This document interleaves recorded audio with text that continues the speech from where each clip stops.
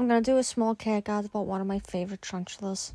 I will still advise you to do a bit of research by yourself online just so you can get the information that you properly need.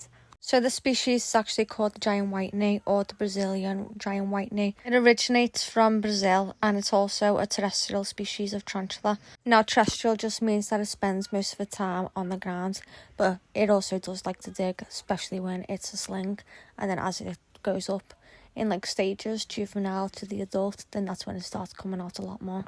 So for a female, it's usually around 15 to 20 years that it lives in captivity, whereas males is 4 to 6 years. When they're adult, the leg span can reach 21 centimetres in length. I'd like to say that this species is definitely on the defensive side, but it's not overly aggressive. I think it's more like food motivated. Keeping in mind that it can flick educating hairs, which it'll just irritate you if it gets in your eyes and on your skin, so you just need to be a little bit careful. But most people are different when it comes to that, so really it just depends on yourself. I highly wouldn't recommend handling your tarantula, but obviously I do sometimes, so I'm not going to be a hypocrite. So if you do want to handle your tarantula, I would actually highly advise you to test the temperament first.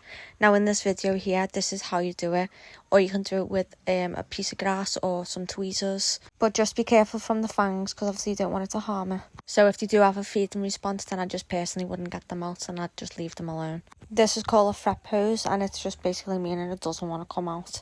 But I was rehousing this day, so I kind of just had to force it.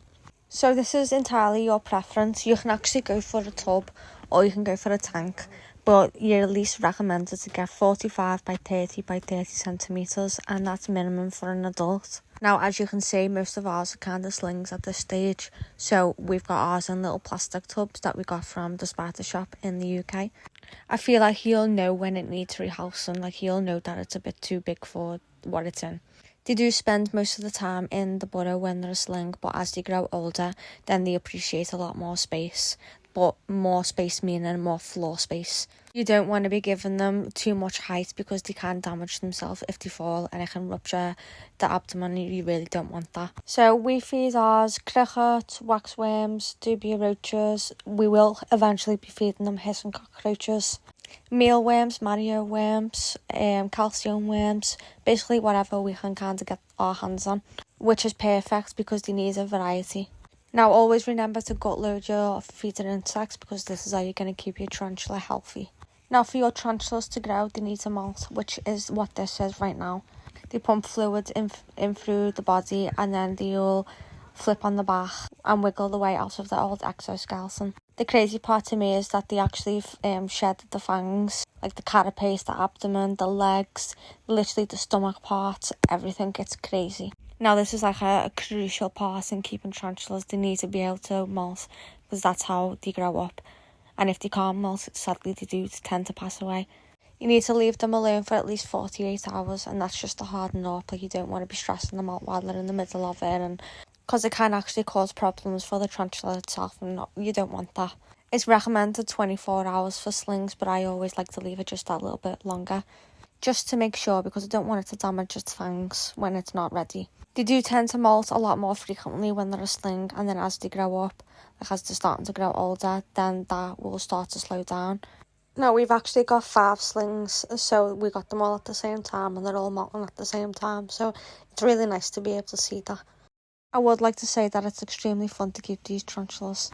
They're by far one of my favourite species and they are one of the reasons I got into this hobby to begin with. Okay, so when you're thinking about feeding your tarantula, the prey size needs to be the size of the abdomen or just a little bit smaller. You will also feed based off the abdomen as well, so if it's looking like it's going to explode any minute, then you leave it alone, it doesn't need feeding. And if your tarantula goes off food as well, don't worry, it's perfectly normal. Tarantulas can actually go a long period of time without food, so it's not super important if they don't take straight away. I've seen some tarantulas go a year without food, and that's not even in my care, that's from what I've seen from other people's on TikTok and stuff. But just make sure it's got some water in its water dish and everything should be fine, just as long as it's staying hydrated. Okay, so now let's talk about how we care for them, basically how we're setting them up. So firstly, you'll need a 10 to 15 centimetres deep layer of substrate, which consists of earth mix, sand and also sphagnum moss.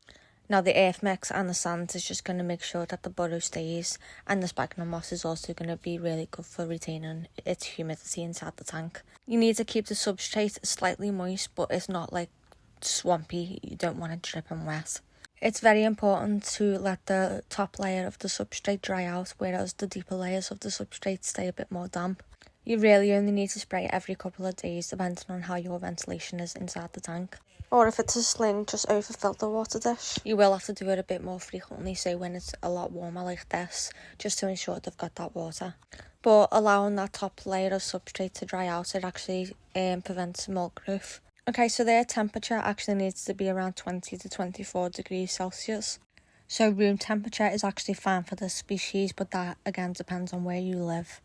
Okay, so when you're setting up the tank, you'd need at least 1 or 2 hards. Make sure that they're in very securely because it's going to dig, and you also don't want it to fall on it. Some leaves and some branches as well. Make sure you add in a shallow water dish, but I do find that these tend to like to pour mud all over theirs and harder. If you're using a tub, make sure you put on ventilation holes inside.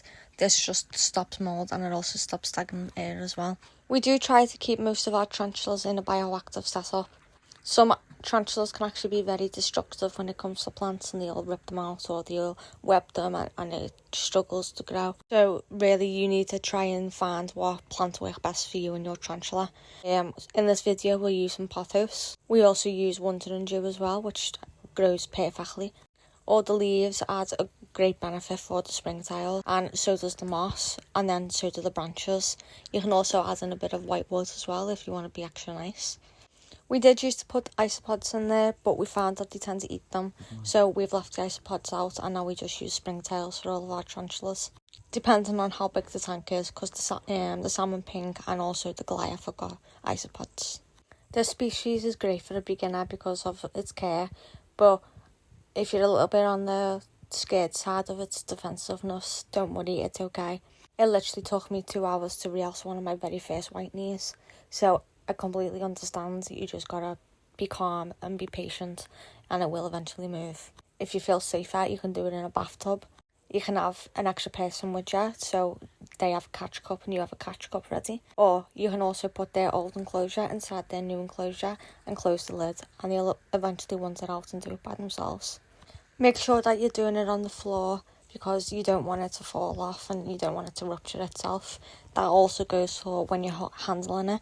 Make sure you're doing it on the floor or on a bed, just so it's got, like, you know, it can't fall from a really high height. And I really can't stress it enough, please just do it on the bed or the floor. I've seen so many people doing it standing up, and it's scary. Tarantulas are quite addictive, so before you know it, you'll have 20. Good luck, and I really hope you enjoy caring for your new little tarantula.